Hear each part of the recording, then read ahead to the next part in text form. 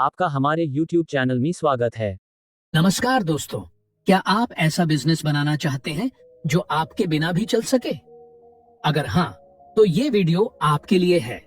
आज हम बात करेंगे जॉन वारेलो की मशहूर किताब बिल्ट टू सेल के बारे में, जो आपको सिखाएगी कि कैसे आप एक ऐसा बिजनेस बनाएं जिसे बेचा जा सके और जो आपके बिना भी थ्राइव कर सके। तो चलिए शुरू करते हैं।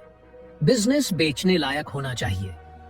कितनी बार हमने देखा है कि कोई बिजनेस अच्छा चल रहा होता है, लेकिन जैसे ही उसका मालिक हटता है, वैसा ही बिजनेस गिरने लगता है। इसका सबसे बड़ा कारण है वह बिजनेस उस व्यक्ति पर निर्भर होता है, ना कि सिस्टम पर। जॉन वारेलो की किताब बिल्ट टू सेल हमें यही एक बेहद अहम बात सिखाती है। अगर आप चाहते हैं कि आपका बिजनेस एक दिन बेचा जा सके, तो उसे इस तरह बनाइए कि वो आपके बिना भी सुचारू रूप से चल सके। अब सोचिए, कोई इंसान जब कोई बिजनेस खरीदता है तो वो क्या देखता है? वो यह देखता है कि यह बिजनेस किस पर निर्भर है। अगर वो सिर्फ एक इंसान पर यानी आप पर निर्भर है, तो उसे खरीदना बहुत बड़ा रिस्क है, क्योंकि अगर आप नहीं रहेंगे तो सारा सिस्टम ढह सकता है। लेकिन अगर आपने ऐसा बिजनेस खड़ा किया है जो प्रोसेसेस और सिस्टम्स पर चलता है, जहां हर काम के लिए स्पष्ट नियम, जिम्मेदारियां और ऑटोमेटेड फ्लो हैं, तो वह बिजनेस ज्यादा भरोसेमंद और आकर्षक बन जाता है।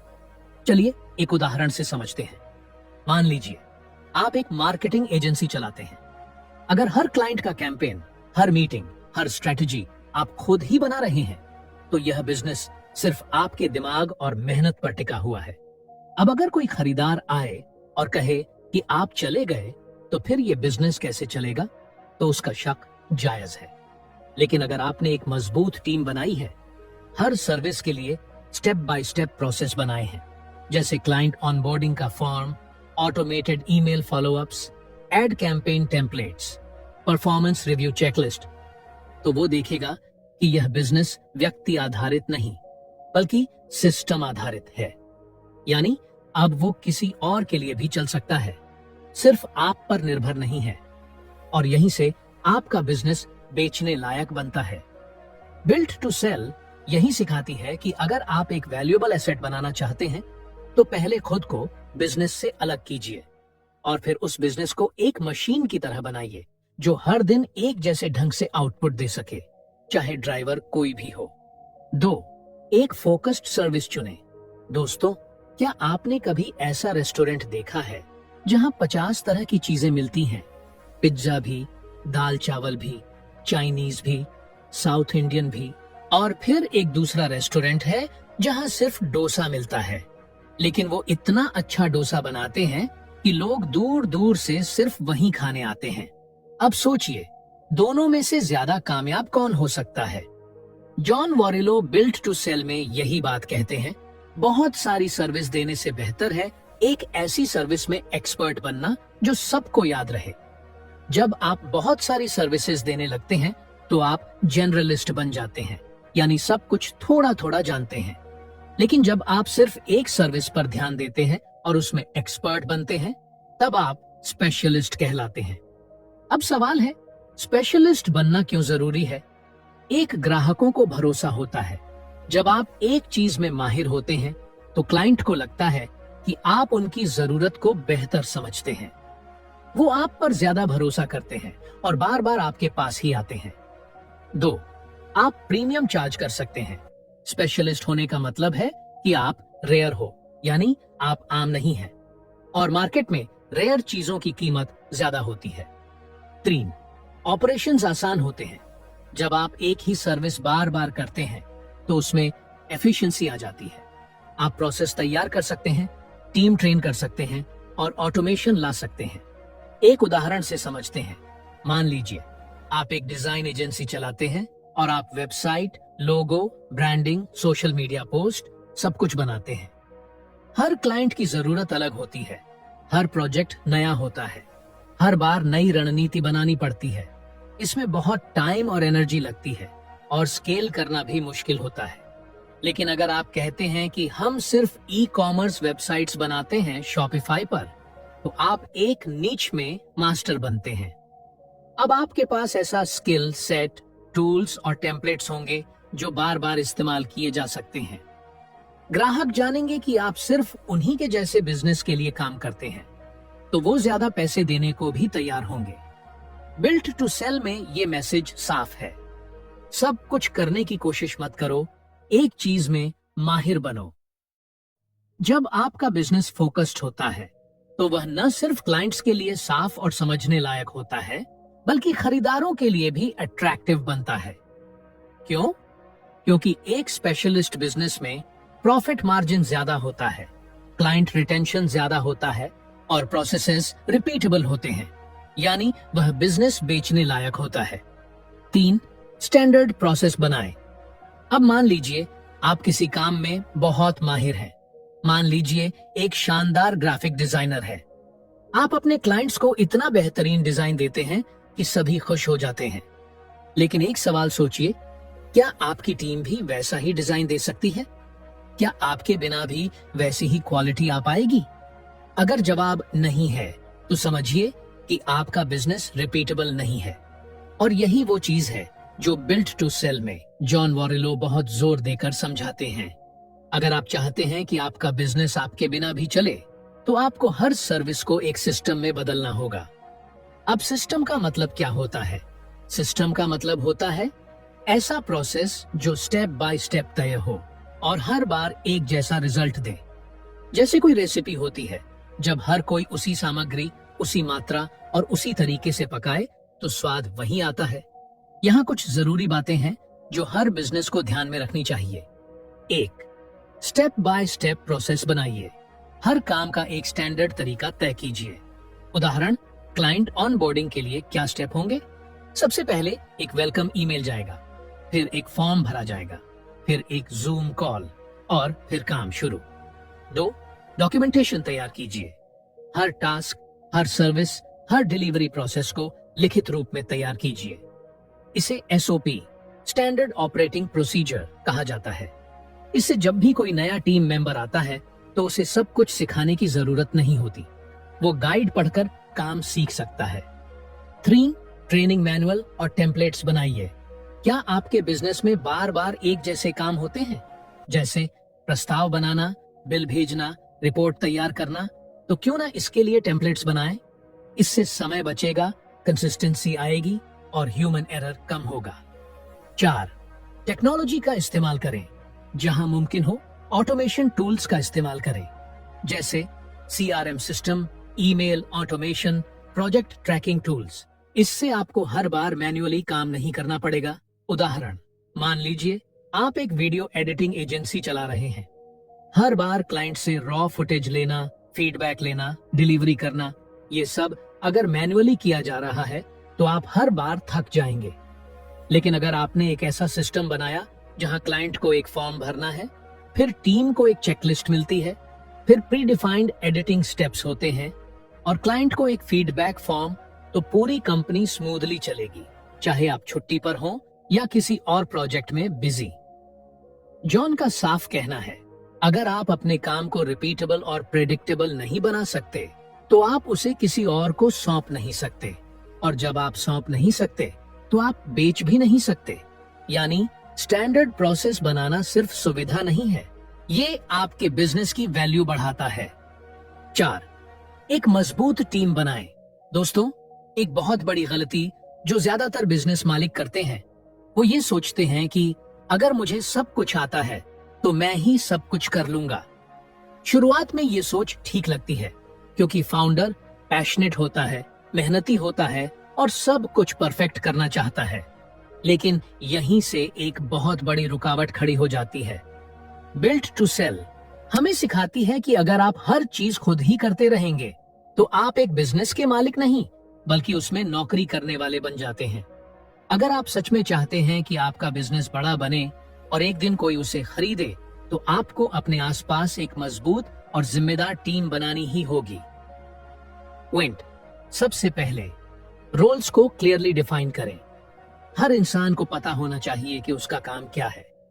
सिर्फ ये कहना कि तुम सब संभाल लेना काफी नहीं है।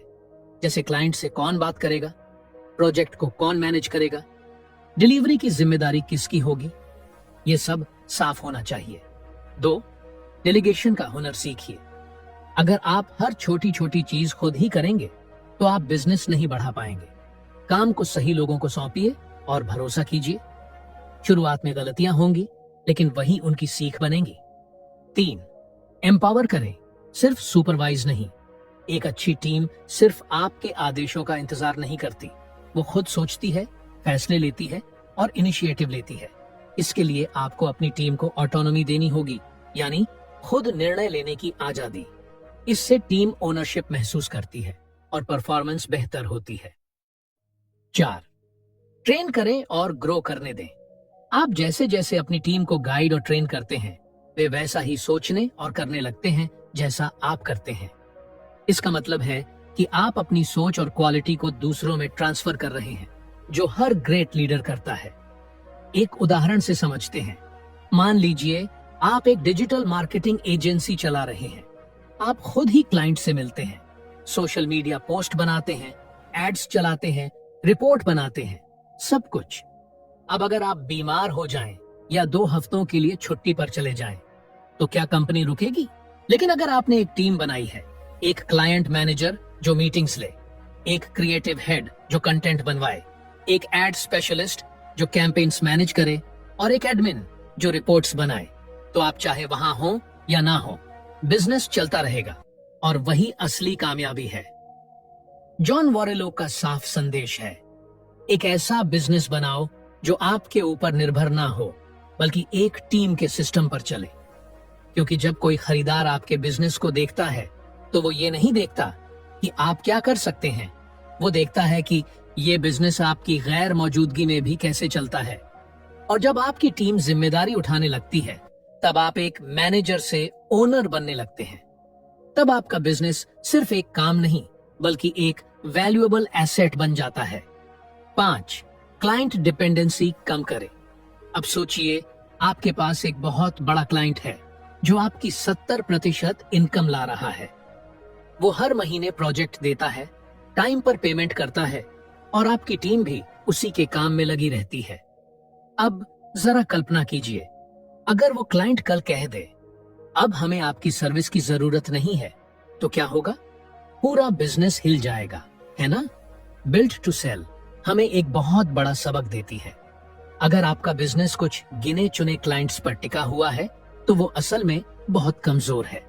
यह बाहर से भले ही स्टेबल दिखे, लेकिन अंदर से वह एक बहुत बड़े रिस्क पर खड़ा होता है। 1. हाई क्लाइंट डिपेंडेंसी आकर हाई रिस्क। जब आपका 60%, 70% या 80% रेवेन्यू किसी एक या 2 क्लाइंट से आता है, तो आपका पूरा बिजनेस उनकी मर्जी पर चल रहा होता है। वो अगर बजट काट दें, एजेंसी बदल लें या अपनी इन हाउस टीम बना लें, तो आप एकदम से नुकसान में चले जाते हैं। दूसरी, डाइवर्सिफिकेशन जरूरी है। जैसे एक समझदार निवेशक अपने पैसे को सिर्फ एक स्टॉक में नहीं लगाता, वैसे ही एक समझदार बिजनेस ओनर अपनी इनकम को एक ही क्लाइंट पर निर्भर नहीं करता। आपको ज्यादा क्लाइंट्स चाहिए और अलग अलग इंडस्ट्रीज से। 3. छोटे लेकिन स्थायी क्लाइंट्स का नेटवर्क बनाइए। सिर्फ बड़े क्लाइंट्स के पीछे मत भागिए। कई छोटे लेकिन लगातार काम देने वाले क्लाइंट्स आपका कैश फ्लो ज्यादा स्टेबल बनाते हैं। 4. सेल्स और मार्केटिंग सिस्टम मजबूत कीजिए। नए क्लाइंट्स लाने के लिए आपको एक्टिव सेल्स चैनल चाहिए, जैसे referral network, content marketing, ads, webinars या कोल्ड आउटरीच, ताकि अगर एक क्लाइंट जाए तो दूसरा पहले से तैयार हो। 5. इंटरनल मैट्रिक्स ट्रैक करें। अपने बिजनेस का हेल्थ चेक करने के लिए एक मैट्रिक याद रखिए। कोई एक क्लाइंट आपका रेवेन्यू का कितना परसेंट लाता है। अगर ये 25% से ज्यादा है, तो आपको डिवर्सिफिकेशन पर तुरंत काम शुरू कर देना चाहिए। एक उदाहरण से समझते हैं। मान लीजिए आप एक सास मार्केटिंग एजेंसी चला रहे हैं और एक बड़ी कंपनी आपकी 80% इनकम देती है। फिर अचानक उनका नया सीईओ आता है और वो डिसीजन लेता है कि सारी मार्केटिंग इन हाउस करेंगे। अब आपकी टीम खाली बैठी है, पैसे आना बंद और आप दोबारा मार्केट में भाग रहे हैं। लेकिन अगर आपके पास 10 ऐसे क्लाइंट होते जो 10% से 10% रेवेन्यू ला रहे होते, तो एक क्लाइंट के जाने से सिस्टम नहीं हिलता। जॉन वॉरेलो का यही संदेश है। क्लाइंट डिपेंडेंसी कम करके आप अपने बिजनेस को ज्यादा मजबूत और खरीदारों के लिए आकर्षक बनाते हैं, क्योंकि कोई भी खरीदार ऐसे बिजनेस में पैसा नहीं लगाएगा जो किसी एक ग्राहक के चले जाने से गिर सकता है। उसे चाहिए स्थिरता, भरोसा और सस्टेनेबिलिटी, और वो तभी आएगी जब क्लाइंट बेस डाइवर्सिफाइड हो। 6. खुद को सीईओ से ओनर में बदलें। अब तक हमने समझा कि एक सेल करने लायक बिजनेस बनाने के लिए हमें सिस्टम्स चाहिए, टीम चाहिए, प्रोसेस चाहिए और क्लाइंट डिपेंडेंसी नहीं होनी चाहिए। लेकिन अब हम आते हैं बिल्ड टू सेल का सबसे गहरा और सबसे जरूरी संदेश पर। अगर आप चाहते हैं कि आपका बिजनेस सच में बिक सके, तो आपको खुद को बिजनेस से अलग करना होगा, यानी आपको एक सीईओ से बदलकर ओनर बनना होगा। अब फर्क क्या है इन दोनों में? पहला, सीईओ क्या करता है? वो हर रोज ऑफिस में होता है, टीम को गाइड करता है, क्लाइंट्स से बात करता है, कभी अकाउंटिंग देखता है, कभी प्रोजेक्ट फॉलो अप करता है, यानी हर चीज में उसकी इन्वॉल्वमेंट होती है। 2, ओनर क्या करता है? वो बिजनेस को स्ट्रेटेजिकली चलाता है, सिस्टम्स बनाता है, सही लोग रखता है और ज्यादातर समय सोचता है इस बिजनेस को और कैसे ग्रो किया जाए या इससे पैसिव इनकम कैसे ली जाए। जॉन वॉरेलो कहते हैं, अगर आपका बिजनेस आपके बिना नहीं चल सकता तो वो बिजनेस नहीं है, वो बस एक हाई पेड जॉब है। तो अब सवाल उठता है, ओनर कैसे बने? आइए स्टेप बाय स्टेप समझते हैं। 1, माइक्रो मैनेज करना छोड़िए, हर छोटी चीज में घुसना छोड़ दीजिए। आपका काम ये नहीं कि डिजाइन अप्रूव करें या ईमेल भेजें, आपका काम है ऐसे सिस्टम बनाना कि आपकी टीम ये सब खुद कर सके।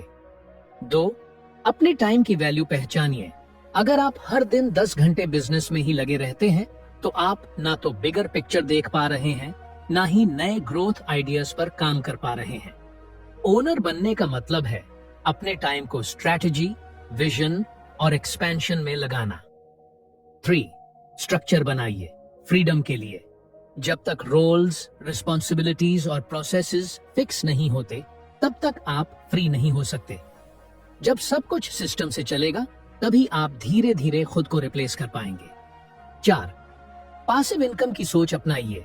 ओनर का एक बड़ा गोल होता है बिजनेस से पैसा कमाना, चाहे वो उसमें काम करे या नहीं। यानी सिस्टम्स ऐसे बने कि आप कहीं छुट्टी पर हों, फिर भी इनकम आती रहे। तभी आप किसी दिन उस बिजनेस को बेचने लायक बना पाते हैं। 5, एग्जिट की प्लानिंग शुरू कीजिए।